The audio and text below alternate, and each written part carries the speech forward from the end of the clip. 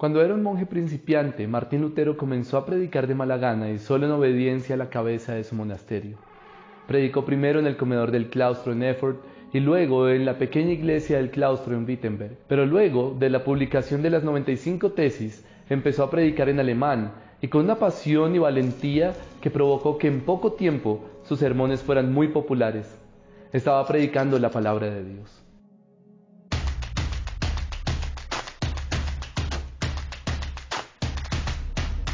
Los sermones de Lutero empezaron a ser publicados y pronto atrajeron la atención por la frescura y franqueza de su discurso.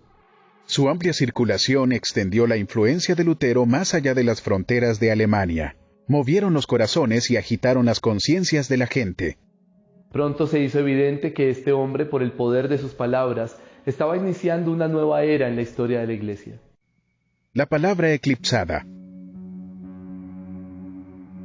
Entre 1517 y 1521, Lutero escribió, debatió, pero sobre todo predicó como nunca lo había hecho. En ese entonces, la predicación de la Biblia se había perdido por completo en la Iglesia romana.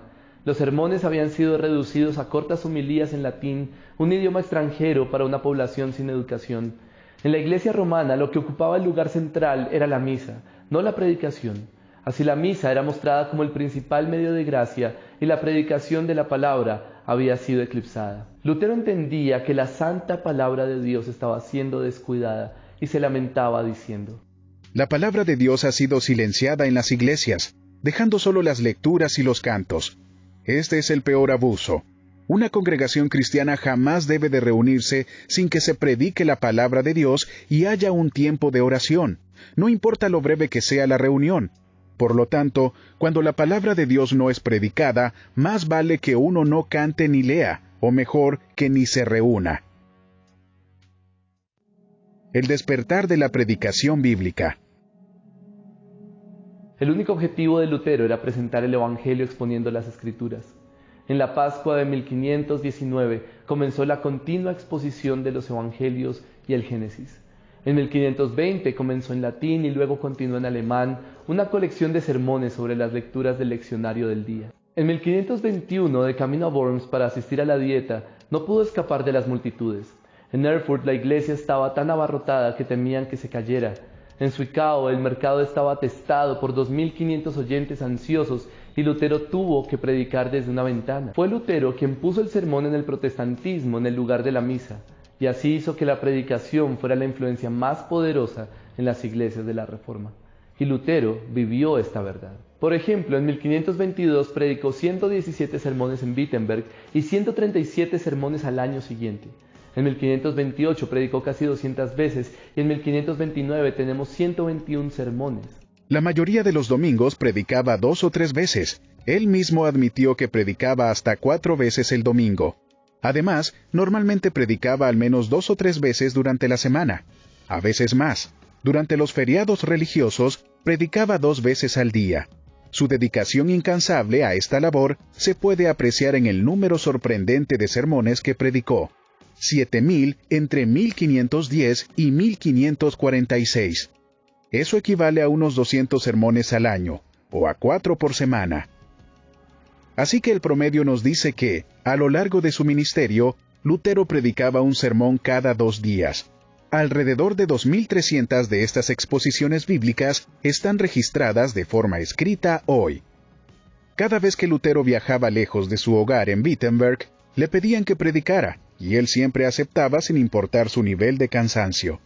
Además, le predicaba constantemente a sus estudiantes en su casa.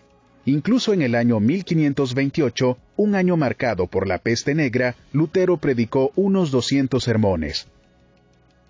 Continuó predicando hasta el final de su vida, aunque su salud estaba muy debilitada, y de que a menudo se desmayaba por el agotamiento. Hasta el final retuvo su maravillosa pasión. La última vez que subió al púlpito fue el 14 de febrero de 1546, unos días antes de morir.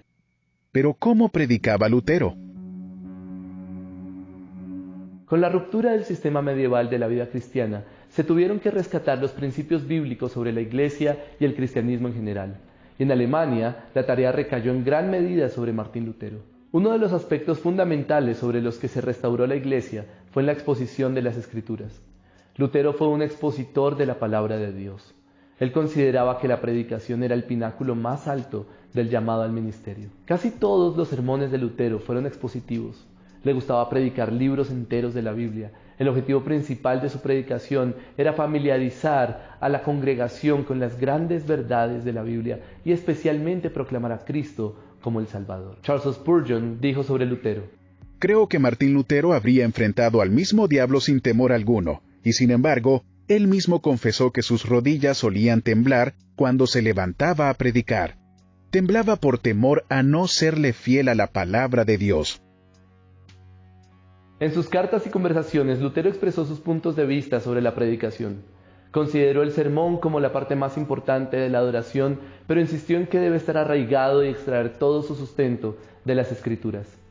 El tema de la predicación era la gloria de Dios en Jesucristo. De lo contrario, no solo no tenía valor, sino que era perjudicial. Esto dijo al respecto: tu labor, oh predicador, es asegurarte de permanecer fiel al texto, fiel a la proclamación del Evangelio, fiel en exponer todo el consejo de Dios, y después dar un paso atrás para que Él obre.